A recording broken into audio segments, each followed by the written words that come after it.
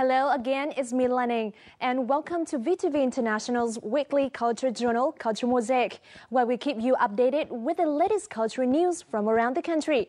Now, in today's show, we'll get to know a talented Hanoian who creates art out of glass, before talking to young and passionate American student performers who have just wrapped up their Asian tour in Vietnam. And last but not least, let's check out how Vietnamese brocade is being embraced in the hands of an Australian artisan. Hanoian man molds art out of glass.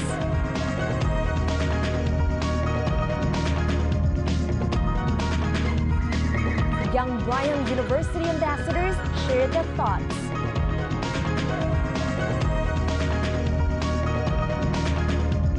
From Vietnamese brocade to future traditions.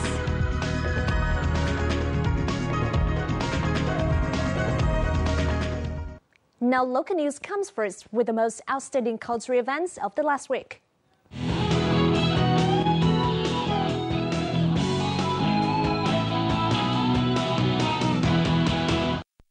Representatives of An Giang Province Muslim community held a ceremony to begin the month of Ramadan at the Mubarak Mosque in Tân Châu town on Wednesday. Attending the ceremony were the local authorities' Muslim leaders. Ramadan, which falls in the 9th month of the Islamic calendar, has special meaning to the Islamic Cham community. On these days, Islamic followers from 15 years of age obtained from food and drink during the daytime in order to understand the lives led by poor people and to become better citizens. The Islamic Cham ethnic community in An Giang is one of the province's 4 largest ethnic groups, along with the King, the Chinese, and the Khmer.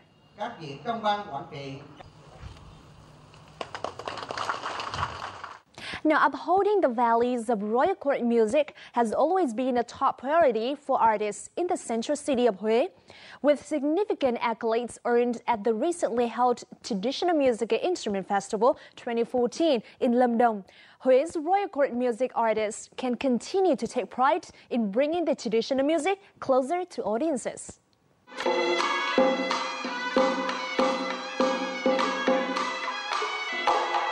This is an excerpt from the ensemble entitled The Worship of Heaven and Earth, one of the pieces that Huế Royal Court musicians performed for the Traditional Musical Instrument Festival 2014, competing against 154 other performances from 25 participating art troupes.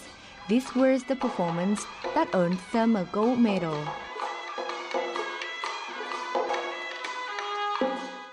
Và chúng tôi cũng đã thể hiện hết mình với vai trò là những cái nhạc công và đạt được cái thành tích phải nói là rất là vui mừng, và cảm xúc chúng tôi là phải nói là không có gì tả được, và rất mong muốn trong cái thời gian tới Bộ Văn hóa Thể thao và Du lịch và những cái đơn vị tạo mọi điều kiện để chúng tôi những người nhạc công tham gia nhiều hơn nữa.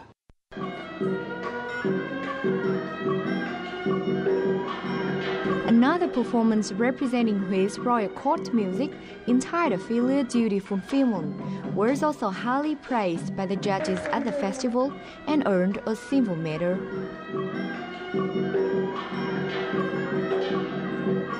Ban tổ chức cuộc thi đánh giá rất là cao.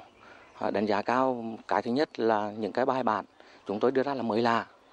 Cái thứ hai là cái kỹ năng diễn tấu của nhạc công của nhà hát thì cũng đã được thế giới công nhận là di sản văn hóa phi vật thể của đại diện của nhân loại, và hai nữa được công chúng trong nước cũng đã để ý đến và cũng đã quan tâm theo dõi ý đến.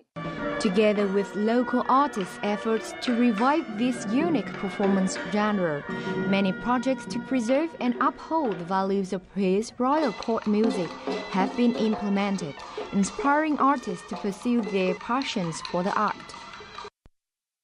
Thì ngay tại nhà hát của chúng tôi cũng đã có những cái kế hoạch rất là dài lâu. Một mặt là luôn luôn cho những nhạc công tập huấn với những nghệ nhân nghệ sĩ, với những cái sưu tầm những cái bài bản cổ để phục hồi lại. In 2003, UNESCO recognized the Huế Royal Court music as a masterpiece of the oral and intangible heritage of humanity. These moves have proven successful in keeping the traditional art alive and bringing it closer to local and overseas audiences.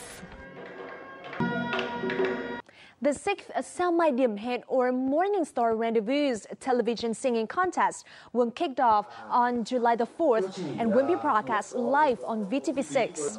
Now, this announcement was made at a press conference on Wednesday afternoon. Also announced at the press conference were the names of the 12 contestants who will enter the final round.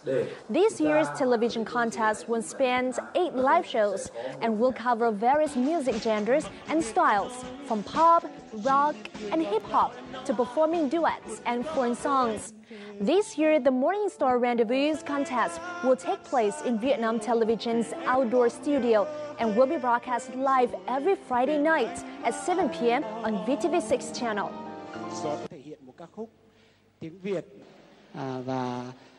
An exhibition of 30 lacquer paintings by Vietnamese artists opened at the State Museum of Oriental Art in Moscow, Russia on Wednesday. The exhibition is the first of a series of activities within the Vietnamese Culture Days in Russia, which is scheduled to run through July the 1st. This is the first time this painting has been presented to an international audience. These artworks by the Sonta Group create an opportunity to introduce a uniquely Vietnamese creative space to Russia's people. Nhưng ở đây là chúng ta dùng cái chất là cái chất chính, chất nhựa cây. Vẽ ở đây tại sao gọi sơn mài là vẽ bằng mài.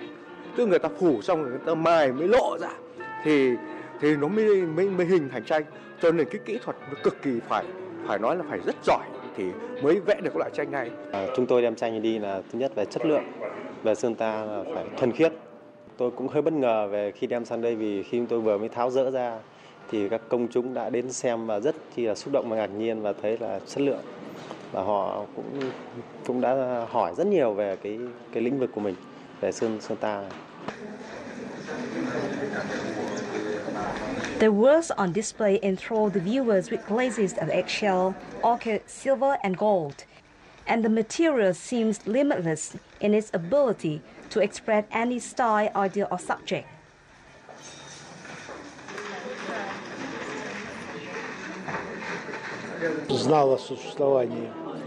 I've heard a lot about Vietnamese lacquer painting, but this is the first time I've been able to see it. I'm impressed by the beauty and form of these paintings, as well as the technique.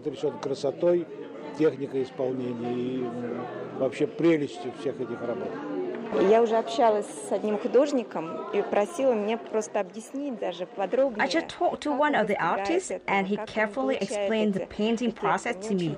I think it's very intriguing and I really admire Vietnamese artists for being able to use new and unique methods to create traditional lacquer paintings. С новыми идеями, с новым видением. According to the director of State Museum of Oriental Art, this is the first exhibition of Vietnamese artwork here in nearly 10 years. The exhibition is expected to be the start of future artistic exchanges between the museum and the Vietnam Fine Arts Museum.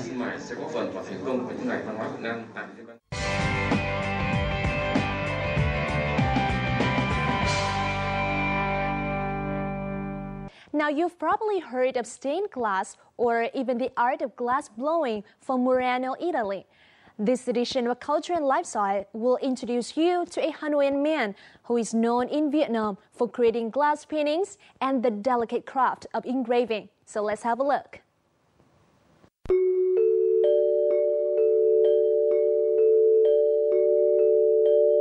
What appears as an illuminated painting is actually all glass, carved and polished to create texture and depth.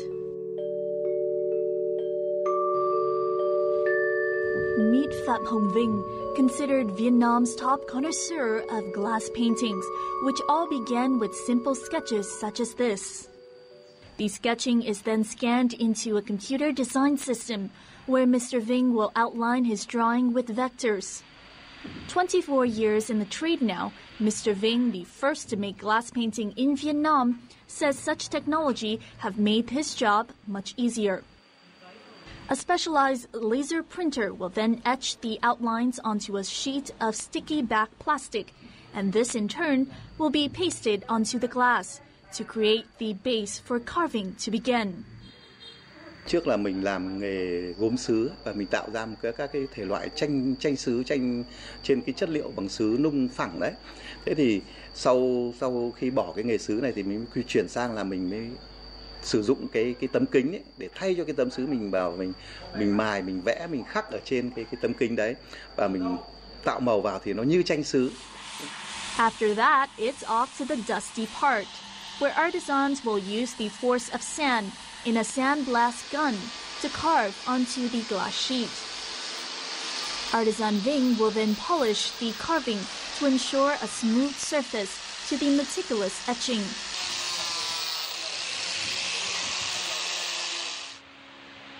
An essential step in the 8-part routine is painting to ensure not only vibrant but also sustainable coloring for the glass.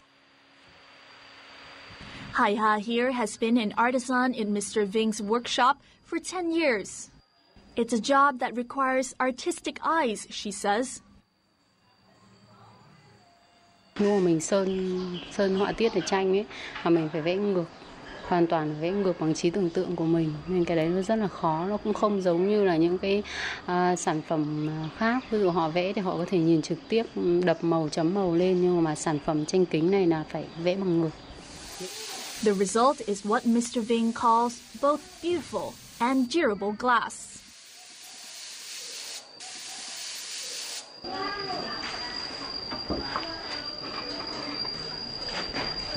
Đấy, khi mình sơn ấy, thì là mình phải sơn mặt này, nhưng mà khi cái mặt chính ấy là ở mặt bên này.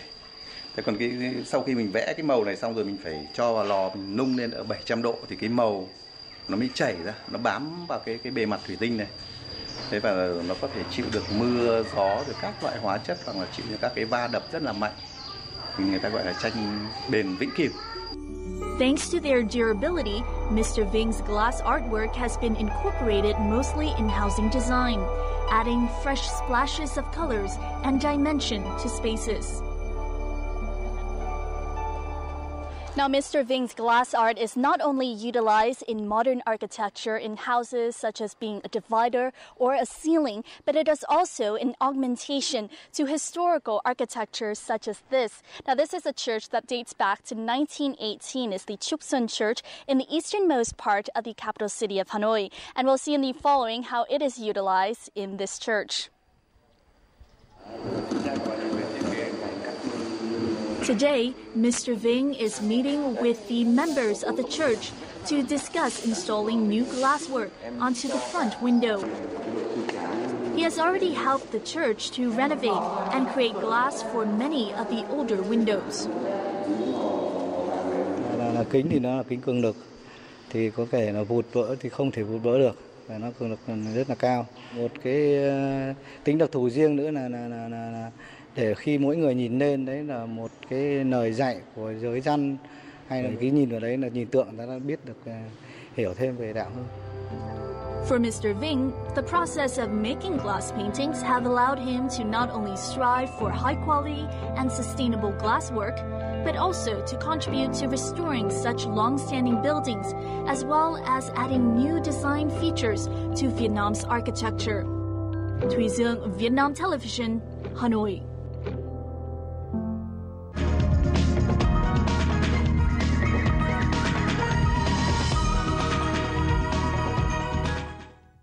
You're tuning into Culture Mosaic, a weekly journal featuring the rich cultural diversity of Vietnam and vibrant international cultural events happening around the country. We hope to become the bridge connecting artists and the words with our viewers out there. So don't go away. We have a lot more in this week's installment coming for you in just a moment.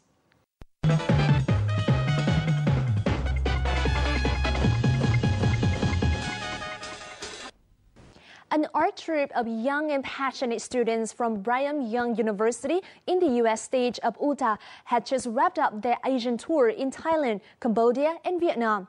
The group is called BYU Young Ambassadors. and has spent over 40 years dazzling audiences in 67 countries with their charismatic and energy-packed displays of music, dance, and theater.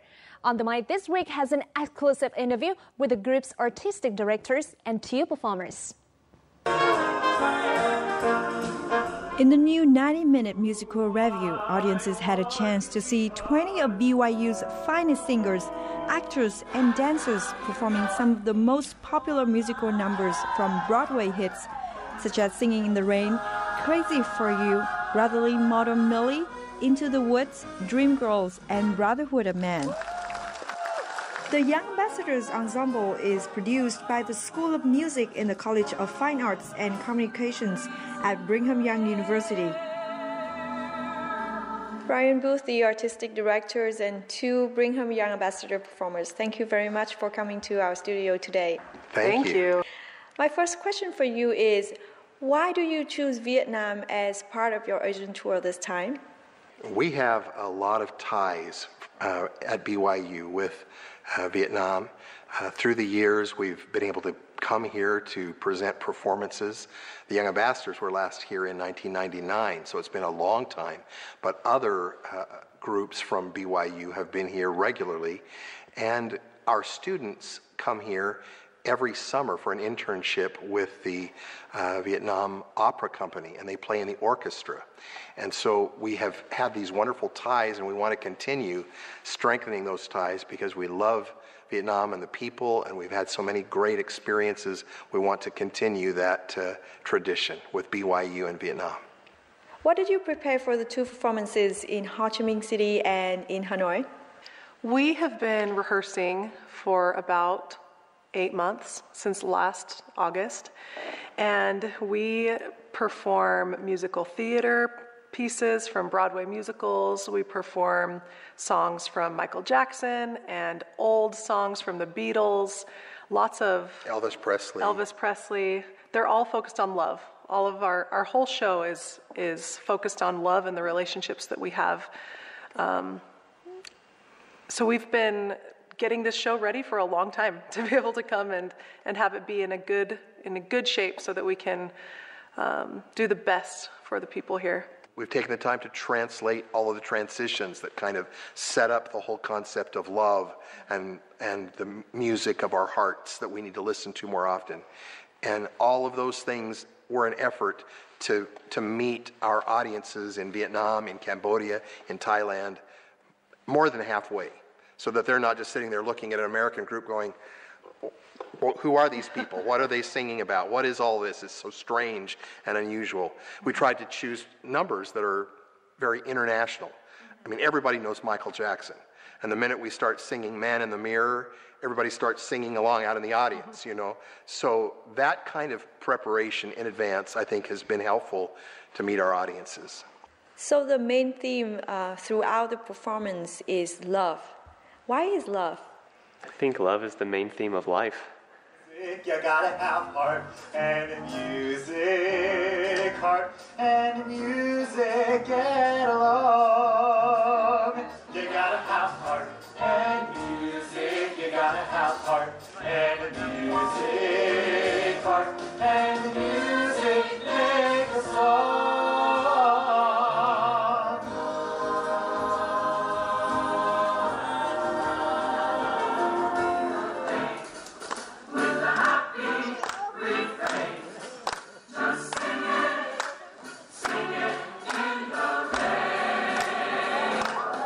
We've been traveling around the world since 1970. The BYU Young Ambassadors entered the international spotlight at Expo 70 in Osaka, Japan. And I happened to be there as a freshman in college.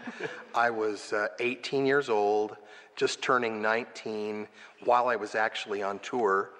And that was kind of the beginning for me, experiencing the world. We traveled through, on that first trip, to Korea, Thailand, Taiwan, the Philippines, and spent a long time in Japan.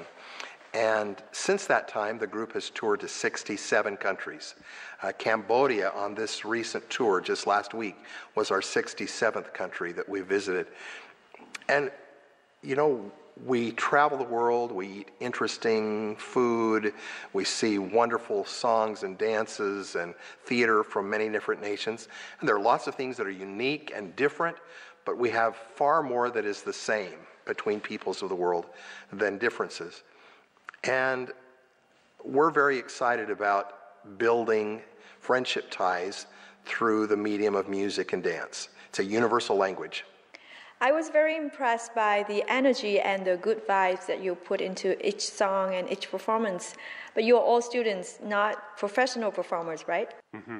We're all full-time students, and we audition to be on this group, and it takes as much time as our classes take. This takes about the same amount of time. But we all love it, and we love working together and getting to create music and performances together. And we hope that shows on stage, the fun that we have together with the band and with our technicians, all working together to put on a good show and express our love and our friendship through music. So what is the most challenging thing to put together a big group of student performers but achieve such a high standard in performing like this? Well, my challenge is that there are so many talented students. How can I choose just 20 singer-dancers? Because I'll have over 100 who want to have the experience, over 100 people that want to come to Vietnam and want to come to Cambodia and to Thailand, and I can only choose 10 women and 10 men. And they're very well prepared. Most of the students at Brigham Young University come from strong families, where their families have encouraged them to develop their talents. So Bailey had dance lessons when she was a little girl for many years, and singing lessons, and Taylor was involved in school musicals at the local high schools and singing in choirs, and so they're just very involved growing up in all the performing arts, and they've had a lot of personal training. So once they get to the university, if they choose one of the performing arts as their major, then they get really intense in their training and develop a lot of flexibility. So it's a tough job for me to decide who am I going to really take, because there's so many possibilities. I love it. It's amazing. We get to work with a lot of great people, and we get to play in amazing places like this. It's a great experience. Are you a music student? Sort of. I'm studying psychology, but I'd like to do music on the side because I love it. I'm majoring in information systems. Being a member of the Young Ambassadors has always been a dream and a passion for me to do, and so I'm grateful for the opportunity I have to be part of this great group. This is my 4th year at BYU, and this is my 1st year as a Young Ambassador. It is so much fun. It's a dream come true. I've always wanted to be on Young Ambassadors since I was about 6 years old, so it's a lot of fun. My husband's in the group as well, and so that's been a lot of fun to be able to travel together and come to this beautiful land together. Performers also surprised Vietnamese audiences with their final song, Trống Cơm, which they practiced only several days before the performance. Everyone loved it, joined right in with us, clapped along, helped us with our lyrics. Why do you choose that Trống Cơm song to perform in front of Vietnamese audiences? Is there anyone to consult you about that? Some of our Vietnamese friends that we've worked with in recent years, and they gave us a whole list of songs, and we maybe asked 5 different people, and on the list of all of them, that was the common song. There were lots of other possibilities, but they felt that it was so well known. I mean, it's an older song, but it was so well known, and then we saw on YouTube some fairly contemporary performances of it. We thought, okay, so we should probably do this. So I've heard these two sitting right behind me in the bus for the last 3 days, just singing the words, singing the words, singing the words. And didn't you want to do a little impromptu performance of the first 2 lines? Okay. Ding. Ready? Ding bong ga gai John kom can I cao vô oh my bom nen bom oh my bom nen bom một vài ta tình con mi một vài ta tình con mi oh my lord oh my đi em nhắc thầm ai muốn nó oh my linh thi tôi còn nó oh my linh thi.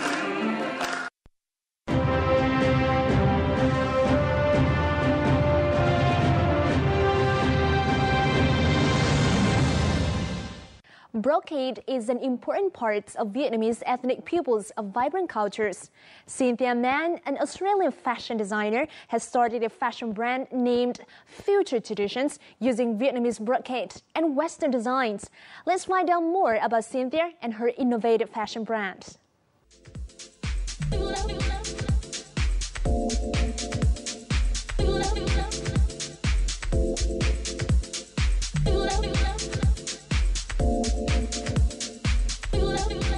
This is the newly released summer collection from Future Traditions.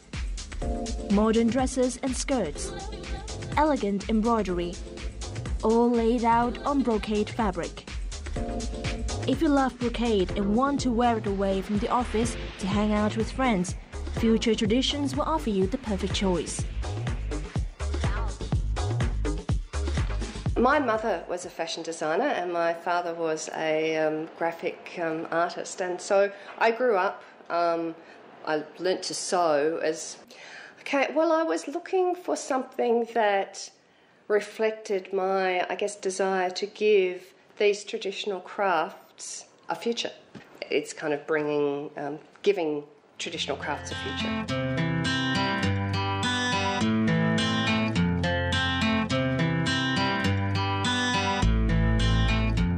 Cynthia first came to Vietnam in 2003. After a few trips through the country's northern mountainous region and a visit to Bắc Hà Fair, she was really impressed by the vivid colors of ethnic people's traditional costumes in the region.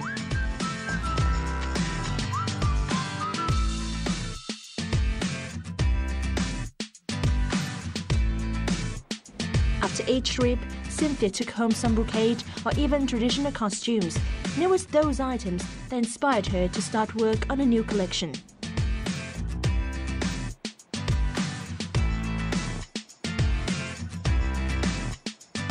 Look, I use mostly a lot of batik, turkam, and that's probably the main textile that I'm using at the moment, but I'm starting to use some hand-woven fabrics as well.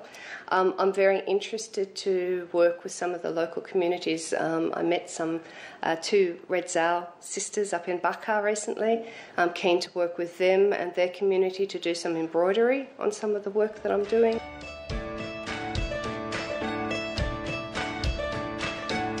Her passion for fashion and love of Vietnam's beauty have also inspired Cynthia to make accessories for each outfit. These necklaces and earrings are all made from seashells or ceramic pieces collected from Vietnamese beaches. Cynthia always tries to retain the shapes of the seashells, saying the sea has already carved them into perfect forms. This diversity has attracted customers who want to find out more about Cynthia. Many customers, mostly expats, buy Future Traditions designs. They say the designs are not just souvenirs, but also comfortable everyday clothing. The jackets. And with the jacket, what I really like is this bit of Vietnamese pattern that she very elegantly and I think very respectfully has included in the dress. So this is certainly something I will try on and have a look. So it's really good for my work. I work in an office. So for myself, I was particularly drawn to this fine handmade hat, and I hope that it fits. There you go. I'll be sure to wear this when I'm walking through the streets of Hanoi.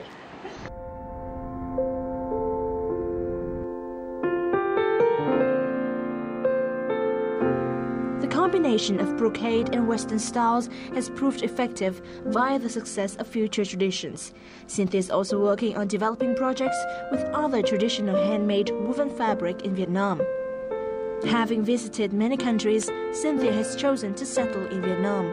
She sees it as a second home and always strives to promote Vietnamese culture to the world through her designs.